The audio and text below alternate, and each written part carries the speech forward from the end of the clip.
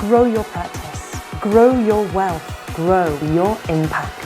Find out how to spend less time in the dental chair and more time on the things you love. I want to welcome you back to the Dental Wealth Podcast. It's probably been a few weeks since I recorded the last episode. Did a little bit vacation. Actually went to Europe. Enjoyed kind of what we talk about. Be able to create some things to give back and give back to your family and those types of things. That's why we're doing this, right? That's why we're creating this type of business. And we talk about impact a lot. It's something I'm always talking about, and impacting your family is one of the very first things that I talk about. Like, if you're going to impact people, impact your family, and that's both financially and legacy. So I would definitely say, if you haven't planned on that vacation, if you haven't planned how you're going to impact your children, and one of the things I don't mind sharing is I took my son to Barcelona FC. Literally, we were on the front row watching Messi, which, if you don't know anything about soccer, Lionel Messi is like the number one player in the entire world. So we were 10 foot away from the best player in the world in the loudest soccer stadium in the world, right? You want to talk about memories for a lifetime. And I share that with you to not be braggadocious in any way, but to tell you, like, if you're not creating those memories, if you're started a dental practice because you were going to create those memories and have that type of life, and you find yourself not able to do that, then you really need to jump into this. And maybe you can do that, but you just haven't prioritized it. And so I'd also tell you to prioritize those types of things. You might say, well, I don't have the money to be able to do that. Do you? Right? And start thinking about that, because I'd actually argue that you do have the time and you do have the money. You'd be surprised at what you can do when it becomes a priority to you. So impact's a priority. And it kind of brings me to what I want to talk about a little bit today, which is really this summer, I'm working with the Forbes team. I'm working with the Advantage Media team. I'm creating a new book, and the book is really about the 5 stages of wealth. Now, I would tell you before you pick up this book that you should have read Dental Wealth already. If you haven't read that book, you need to go get it. You can, it's on Amazon. You can send me a private message. Get Dental Wealth. Just type in Eric J. Morin, type in Dental Wealth. It'll pop right up. But you need to have that book in your hands. And the reason why you need to have it is it's because it's about the fundamentals. It's about the foundations of changing the paradigm in the way we see money. And you got to change the way you see money. The truth is I was with a group of doctors last night where we were just talking about the fact of the entire financial industry. Literally, the entire financial industry is set up to shove you in things that make them more money than make you more money. And what I mean by that is, for instance, I was giving them an example. We're talking about selling a practice or not selling a practice, and I was, giving them the example. I said, listen, $1 million practice at a 30% profit margin, $1 million practice, 30% profit margin, that's $300,000. Well, the economic value, that means if you were going to replace that asset, if you said, hey, I'm going to sell my practice, but I want to be able to still make $300,000, you would need, get this, $6 million in a retirement account. $6 million.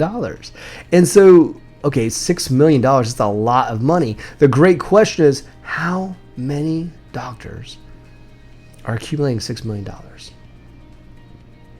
But see, when you go to sell that practice, the financial advisor says, $1 million, you should sell it.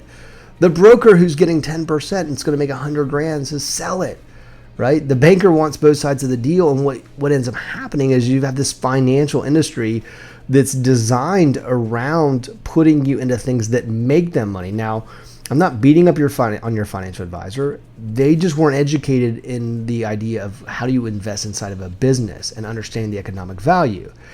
And I do believe that people have to pay their bills, right? So people tend to put you in things that, it's like I hurt my shoulder recently and I did not go see the surgeon, right? Even though the general practitioner was like, hey, I want you to go see a surgeon. And I said, no, absolutely not. Now, why do you think I didn't go see a surgeon? Because the surgeon's going to tell me to do what? Have surgery. And I knew that. So what ends up happening is I go ask the financial advisor where I should invest, and they're going to tell me to invest in mutual funds and a lot of things that make them a lot of money. And I know that's true. And so I got to look at this business. I got to look at people who are focused around my business and investing in my business. Now, at this point, I don't know anyone else besides me doing that. And I don't mean that in a way to beat up on anybody else. I'm just saying I'm not aware of. Now, there might be others, and I'm sure there probably are. I just don't know them, and I haven't had a doctor tell me of anybody else who's actually showing you the math of how to invest back in a dental practice and what the return is and what that looks like and what that can do for your family and your team and your community and your children. And I mean, we're talking about, I love this term. It's like one of my favorite terms is this idea of generational wealth. And we've got so stuck on this idea of retirement that we don't even talk about the idea of generational wealth anymore. The idea of money that lasts generations, that impacts generations, right? That we give to things that impact generations. And so that's what I would call a fundamental in your own philosophy. If you don't have those fundamentals, if you don't understand the power of a dental practice, then it's really hard for me to get you to understand so many other things. So if you haven't got dental wealth, you need to get it. You need to read it. I mean, I've had people read it and just jump on a plane and say, we've got to be there, right? We got to go hear this guy speak. So do that. Get dental wealth. Read that first. So if you haven't got it, I'd maybe not pause this podcast, but you definitely need to come back to it once you've read the book. Now, my next book is going to be about the 5 stages of wealth. And what I want to do is I want to kind of unpack that a little bit. And I'm going to pack that over a series of episodes, but I'm going to unpack and what did this come from? Why? There's a lot of things I could write a book on. And matter of fact, my team and I, we were writing through topics so that I could write a book on. It was kind of like, how do you decide? And I think it goes back to my intrinsic motivation and really helping people to not keep making the same mistakes. According to the American Dental Association, 95% of dentists will retire with less income than they had when they were working. And guys, that's a tragedy. That is a tragedy. That doesn't even make sense, right? And then you've got a bunch of advisors telling you that your goal should not to outlive your money. I mean, that's like, I can imagine like being a child and being like telling my children, like I have young children, I can't imagine sitting down with them and just saying like, kids, I hope someday you go to college, you work really hard and don't outlive your money, right? I mean, it's just, it's like, I don't even know why you'd go to dental school then, right? I mean, I'm not even sure why you even have vision and dreams and it doesn't make sense. You literally are being put into a funnel that makes, so many other people wealthy but you. And recently in a presentation, I was in Dallas and I showed this boat, and it was from a large investment firm. And the boat is a yacht. I say a boat. It's probably a $20 million yacht. And the article says that if you give me $500,000 and you give it to billion hedge fund manager or so-and-so, if you give them the money, then here's what's going to end up happening is that the idea is that you would get this yacht, right? This is, and by the way, the yacht's so big that you can see like this little tiny ant, and that's like a worker.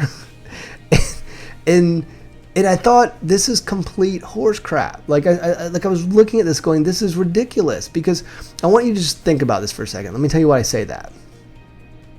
Okay. Anyone who knows anything about investment knows the rule of 72. And the rule of 72 states that if you take 72, you divide that by the rate of return, it tells you how many years it takes money to double. But we know, because the stock market goes up and it goes down, that money doubles about every 10 years. So, okay, let's go back to this $500,000 example. So let's say I'm an amazing millennial saver. And I've somehow accumulated $500,000 by the time I was 30, which, come on, that's probably unlikely. Matter of fact, I've met a lot of 60-year-olds that have not accumulated $500,000. But let's just play this scenario out. Okay, you got $500,000 and you're 30. So at 40, you'd have $1 million. Okay. At 50, you'd have $2 million. At 60, you'd have $4 million. Right? Maybe you wait till 70 to retire, right? And you have $8 million. Okay. I'm going to go back to this boat again. Well, the boat in the picture, by the way, is about $20 million. It's a yacht. So $20 million. But let's just say you won the boat lottery. Okay. And you got this boat, this $20 million boat for free. Well, every $1 million yields about $4,100 a month of income. Okay. So you have $8 right, $1 million, assuming that was to happen. Well, let's actually look at this boat. Well, do you think a yacht, do you think you're going to be captaining the yacht? Let's just think about that for a second. Do you think you will be captaining that yacht? Probably not. So then you have to pay a captain. Well, what's a captain? I would assume a captain of a yacht is at least a 6-figure employee. All right, now we need to get well, you're probably not going to be cooking for yourself on the yacht. I would assume you'd have a chef, right? I mean, that big yacht, you can't, come on, you can't have a yacht and not have a chef. But then also, you're probably not throwing mooring lines, right? I mean, you're probably going to have some type of a crew, right? I mean, a boat that big probably takes a crew of, 10, right? Let's easily 10. And then we've got insurance, right? We got insurance for all these individuals. And then we've got to oh my gosh, fuel, right? I mean, the fuel for this boat and the taxes and the docking fees. And to run this boat, this $20 million vessel, is at least $1 million a year. At least. Your $8 million could never even come close to spinning off enough. Like, it could never even close to spin off enough money per month to run this vessel. So you would have to dip into your principal and completely blow your retirement within a matter of a few years to even run this vessel, even if you could afford it. Guys, you're being tricked. You're being tricked. The idea is that if you give this, now by the way, it says billion dollar hedge fund manager. Well, yeah, he's a billionaire because you keep giving him money. And he keeps telling you how if you just keep giving him money, he's going to make you wealthy. But yet you have an investment. I was recently in Manhattan and I was with the Forbes team and I was having a conversation with one of the guys up there, and he's in the investment world. And he asked me, he said, hey, what is a dental practice? Just roughly, what is it profitability on a dental practice? I said, well, about 30%. He goes, what? I said, yeah. And he goes, well, what if you're not a doctor, of course, and you have got other doctors? I said, well, somewhere between 12 to 18, depending on how it's run. He was like, are you kidding me? And he said, well, what's the risk rate, right? What's the chance of it going out of business? I said, 1%. And like, you should have seen his jaw drop. Like, he was like, oh my gosh. Guys, the best hedge funds in the world, like, nobody does those numbers. Do you understand why Wall Street's coming after your businesses and why money's pouring in? So I want you to understand this. And I go over these concepts in dental wealth because I need you to understand that literally everyone's paid to make, literally they're all trying to, they see you as a rich doctor and they're literally trying to make all their sales commissions off you. And I tell people, like, people have a bias. Now, by the way, I'm not beating up on financial advisors. I think you need a great financial advisor, and I think there's a place. And by the way, financial advisors tend to really like me. Why? Because when you grow your practice and make you a whole lot of money, you need somewhere to park it, okay? So please understand that I'm not talking about beating up on financial advisors, but I am saying that if you learn how to run your business, you can create, remember the term I talked about, generational wealth. You can impact your kids. And I know it's like, what, with a dental practice? Absolutely with a dental practice. Where else would you start but from a business that's generating that type of revenue? And I could get on this subject all day. Obviously I've covered other podcasts, but I'm going backwards and say, listen, if you jumped kind of somewhere in this podcast world, dental wealth podcast, and you're just like, I don't know where to start, I'm telling you, go get dental wealth. You need to go get it, okay? But the next book is really it's almost like jumping off from that. Because what I realized, I've probably in my career up to this point, probably worked with over 1,000 individual doctors. It's been a lot. And I've literally sat down one-on-one and done financial planning with their business. Remember, I use their business as their main asset, not outside investment accounts. And I've done so many one-on-one meetings, I've lost count years ago. But I started realizing that people really fall in one of 5 categories. They really do. They fall in kind of one of these 5 categories. And so I want to talk about, in the book, I'm going to break out each one of these categories. But I want to talk about the first one, which is this idea, and I call him the dreamer, by the way, because I think when we look at level 1, we're all like, oh, poor guy, okay, or poor gal. That's not the thought process, but I think we're all at one point the dreamer, right? That the idea that someday, Eric, I'm gonna work my tail off, and someday, if I just keep fighting, And if I keep putting in and I dream of this amazing life, and I will do it. I will fight. I will get up early. I will stay late. I will fight Atlanta traffic. I will do whatever I have to do to get there. And if I could just get more money, that would change everything. If I could just get more money. And it's interesting. You can drop down stages too. If you go back and look at 2008, it's a great example of people dropping down stages, right? It's like all of a sudden, and I'll talk about level 3 in a little bit, but all of a sudden you go from level 1, which are like, level 1 is this idea of all I need is more money, and then all of a sudden you start to get it a little moved up and things are going well, and you're maybe owning a few rental houses or whatever, but you don't know how to protect those things. Then all of a sudden 2008 happens and now you just need more money, right? This idea of and most Americans, if you think about the levels of wealth, and I'm going to break out how do you get out of each stage in the book even more, but I just want you to kind of understand the stages. Is in this idea of level 1, you're literally stuck. And you're like, and you think that all you need is more money, but the problem is the more money you make, the more you spend. And your hope is that eventually, somehow, some way, some dump truck will collide with you and it will just pour cash out of the back, and or some tax holiday will happen, or somebody's going to walk in and or your business, overnight your business is going to go from 4 new patients a month to 85 to 162 just because the wind changed directions. And you're not really actively doing it. Right? We just hope, right? It's the idea of hoping. And not taking action and not, right? There's a lot of ways you can move out of stage 1, but I want you to understand stage 1 is this idea. And by the way, we've all been in stage 1.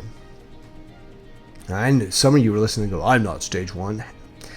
If you're not there now, you've probably been there at some point, right? We've all been at that point, right? Have you ever been to college? I mean, so I think most people have been there at some place. But I think what I want to do is, before I go into, I'm not going to go all 5 today. I want to talk about stage 2 because I think I want to leave you with this thought. Stage 2, see, stage 1 was the dreamer, the person who really truly believes, at least they've got a vision, at least they work their butt off believing, hey, if I can get there, if I could just get some more money, right? At least they're fighting. They still believe in the Ferrari. They still believe in the big house or the vacation or the whatever it is. Maybe it's giving to charity. Maybe it's impacting, a child that's got a disability, whatever it ends up being, right? Whatever your why is, they still believe that they can provide that, be there. That's the dreamer. Number 2 is what I call the settler. See, number 1, you believe that money is greater than everything else. But number 2, you believe retirement is better than anything else. And you've been sold the same lie over and over and over again. And see, the idea of your Ferraris and the impact and impact in communities and all that stuff goes out the window. And one day you finally just settled. You tell yourself, well, if I could just stop. Isn't that a shame just to stop? But that's what you tell. And by the way, I don't know what people do when they stop. Maybe watch Fox News all day. I really don't know what you do when you stop. I mean, it blows my mind. Like, I don't know. By the way, if you've ever met a retired person, they're the busiest people that you've ever met. And there's a whole nother conversation I could go into the idea is because every time you create a void in your life, it gets filled. I'd write that down. Okay, both positively and negatively. Anytime you create a void, it gets filled. Now, I want you to think about this. We've been sold this idea. Many countries don't even have a word for retirement. But yet we have this concept of, I just want to be able to stop. Now, here's the cool part. If you become ultra wealthy, you can stop whenever you want. You get to come and go when you want. You get to have other people helping you do things. You're in a whole nother realm. So what I teach is wealth, not retirement. Retirement's for, I guess, people, like I said, that want to watch Fox News all day. Now, you can retire. There's some liberals right now going, I would watch CNN. It's okay. Well, fine, watch CNN. I don't know.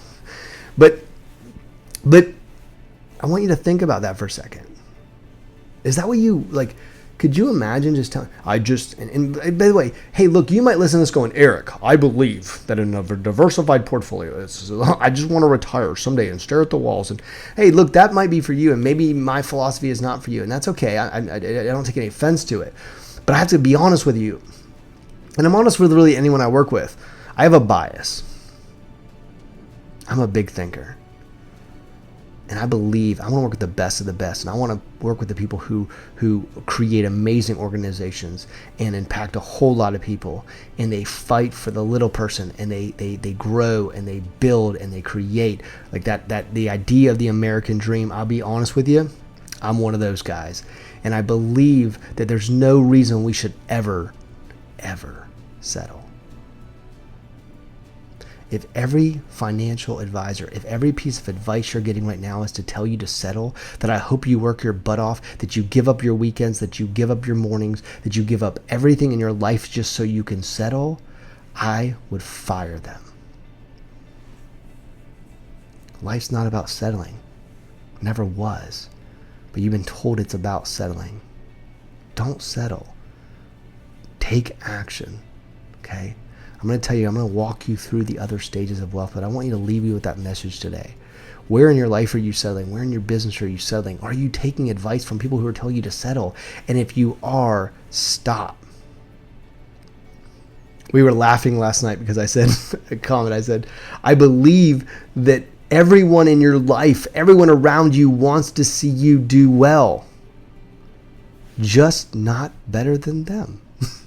So what happens is when you start asking your fellow dentists, when you start asking them, hey, I was going to try to do this or do that so that it would better my life or better my financial life or better my business, you're going to get a lot of naysayers and a lot of people who push back and a lot of people who tell you it can't be done or you shouldn't do it or you should sell off your practice. Don't listen to them. I'm telling you, go look at what they've built. And by the way, you got to be careful what they're telling you anyhow, because I always say, like, especially when you go to these conventions, half the stuff you hear is not true. Walking up to a business owner, and it doesn't matter if they're a dentist or not, and asking them how they're doing it is walking up to any other salesperson. Ask any salesperson, how are you doing this year? Greatest year ever. It's the best year ever. I'm killing it this year. It's the same thing, guys. Don't believe half the stuff you hear, okay? I'm telling you, and I'm calling you to when you're listening to this, don't settle. Go make a difference. Like, if you haven't read Dental Wealth, pick it up. Look, half of you that listen to this, majority of you that listen to this won't even hit subscribe. Literally a button that will send you a new podcast and a new message that can literally change your direction. Look, subscribe. Be part of a movement. Be part of something. Get the book. You can't take action. I was recently talking to a group and I said, you can't just learn about farming. You can't. You can learn about farming all day long, but until you get a damn tractor, there's nothing you can do about it. At some point, you got to take action. At some point, you got to get a tractor. Guys, I love being part of your journey. I love helping in any way I can. Feel free to reach out. We're always here. Talk to you next time.